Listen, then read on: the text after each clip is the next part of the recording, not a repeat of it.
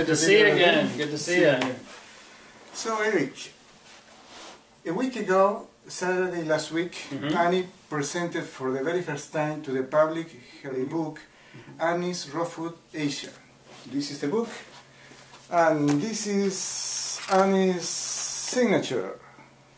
Yeah, we were very, very happy to finally meet her. I was happy to meet her because she was the one that actually got me introduced to raw food. I actually saw her on the internet. I'm like, what is this girl doing? You know, and I was looking at the things she was cooking, and I'm like, she's got something going on. And so I checked her out, and just blew my mind what she knew about raw food. So I'm sure that you have heard that saying that says, don't judge the book by the cover. Yes. And I was in for a big surprise. Yeah. Because Annie, in every single chapter, she wrote 2, 3, 4, 5, 6 pages of complete wisdom. I was so gladly shocked by what she wrote. It's very well written and very... Yeah.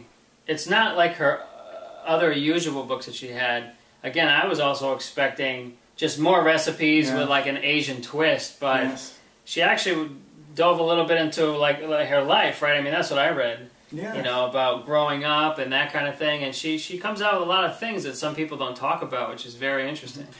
What I can say from the very beginning, she has the courage to express her beliefs, feelings and desires in the book. And this is very important because that's the way that you connect with people.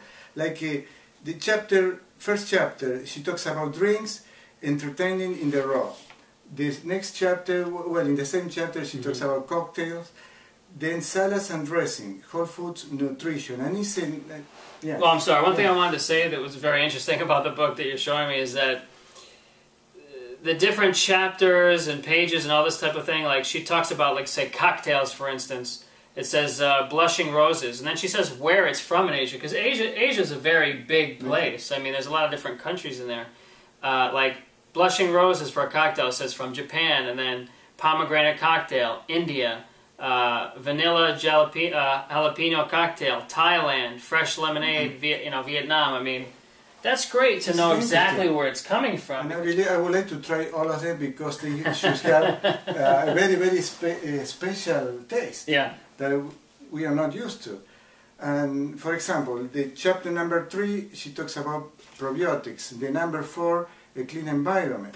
Oh, that's really an important subject. Toxin-Free Living.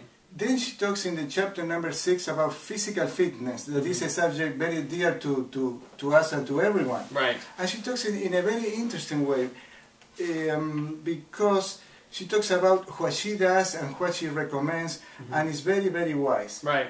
What I like about Annie too is that, you know, when you look at someone in the eyes and you're asking them a question, like a person that has a little bit of authority on a subject that they might know, you can see that they're not, I guess you can say, fibbing or white lying. Yeah.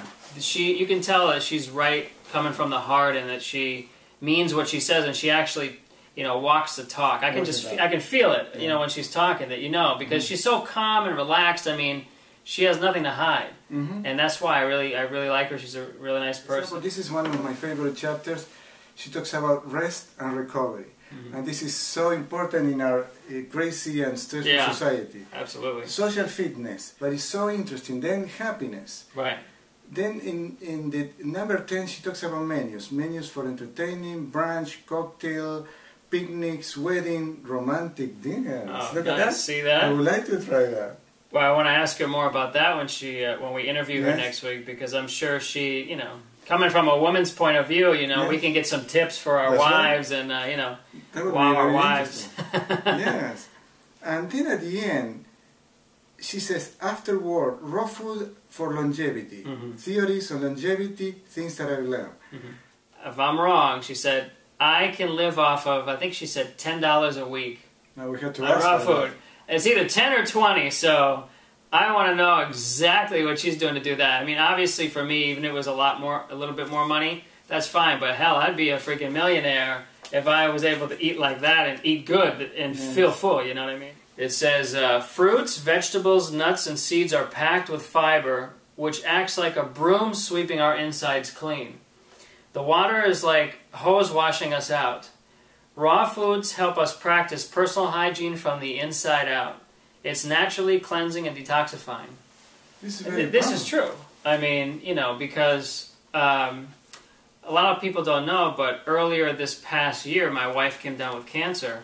So I've had to work triply hard, and I had to do a lot of research and due diligence on the medical field because I had to pretty much become a doctor myself because our regular system is not really up to speed. And I have to tell you, if it wasn't for raw food, and I really mean this, I would probably be on the floor from a heart attack or stroke, just because the stress levels of not just working and what we do, but, you know, taking care of my wife. If it wasn't for the raw food, I don't know where I'd be right now. Mm-hmm. It works. It detoxifies you. It makes you feel good. Actually, it improves my memory. It's crazy. If you can see from the previous videos.